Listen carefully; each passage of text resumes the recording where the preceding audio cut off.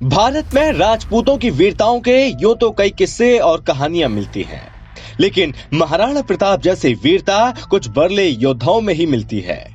उन्होंने राजस्थानी नहीं, भारत की शान को भी एक खास स्थान दिया था। दौर था 16वीं शताब्दी का। ये वो समय था जब मुस्लिम आक्रांता अकबर ने लगभग पूरे भारत पर आक्रमण कर तोड़फोड़ मचानी शुरू कर दी थी। सभी राजपूत राजाओं को उसने अपने अधीन कर लिया था। राजपूत राजा आक्रमणकारी अकबर का साथ नहीं देना चाहते थे। उसी दौर में 9 मई 1940 में कुंभलगढ़ में जन्मे महाराणा प्रताप ये सब देख रहे थे। महाराणा प्रताप अकबर की गतिविधियों पर नजर रखे हुए थे। राजपूताना स्वाभिमान से ओतप्रोत महाराणा प्रताप ने अकबर को सबक सिखाने की पूरी योजना बना ली और रणभूमि में अकबर को खदेड़ने के लिए तैयार हो गए। मेवाड़ के राजा रहे महाराणा ने जिंदगी में कभी किसी की गुलामी स्वीकार नहीं की और अपनी सेना से कई गुना ज्यादा ताकतवर अकबर की सेना से लोहा लेकर उसे बार बार शिकस्त देते रहे। उन्होंने अपनी वीरता और सूझबूझ से भरे पराक्रम से दिखा दिया था कि वो सही मायनों में महाराणा थे। क्रूर अकबर ने बहुत कोशिश की, लेकिन अंत में उसे महाराणा प्रताप को पकड़ने का ख्याल दिल से निकालना पड़ा। युद्ध रणनीति कौशल में निपुण महाराणा प्रताप उदय सिंह द्वितीय और महारानी जयवंताबाई के सबसे बड़े बेटे थे। वे एक महावीर योद्धा और युद्ध रणनीति कौशल में दक्ष थे। उन्होंने मेवाड़ पर मुगलों के बार बार हुए हमलों से सुरक्षा की और अपने आन बान के लिए कभी समझौता नहीं किया।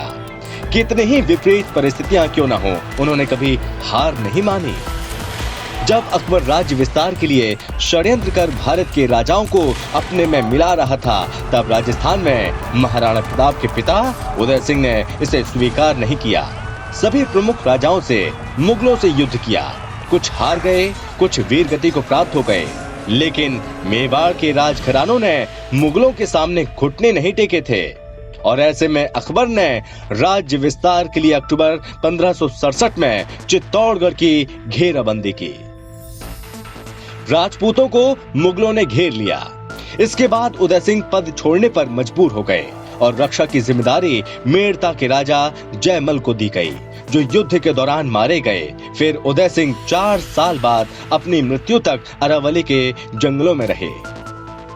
उदय सिंह की मृत्यु के बाद उनके पुत्र महाराणा प्रताप ने मेवाड़ की कमान संभाली। उसके बाद अकबर ने फिर कई बार महाराणा प्रताप को समर्पण के लिए बोला, लेकिन महाराणा प्रताप ने मुगलों की नहीं मानी और अकबर ने प्रताप से युद्ध का फैसला किया। अकबर ने कई बार महाराणा प्रताप को पकड़ने का असफल प्रयास किया। महाराणा प्रताप की वीरता को हल्दी घाटी के युद्ध के लिए जाना जाता है। 8 जून 1576 ईस्वी में हुए हल्दी घाटी के युद्ध में महाराणा प्रताप की लगभग 3000 घुड़सवारों और 400 भील धनुर्धारियों की सेना ने अमोर के राजा मान सिंह के साथ मिलकर आक्रांता अकबर की 5000 से 10,000 मुगल सेना को लोहे के चने चबवा दिए थे।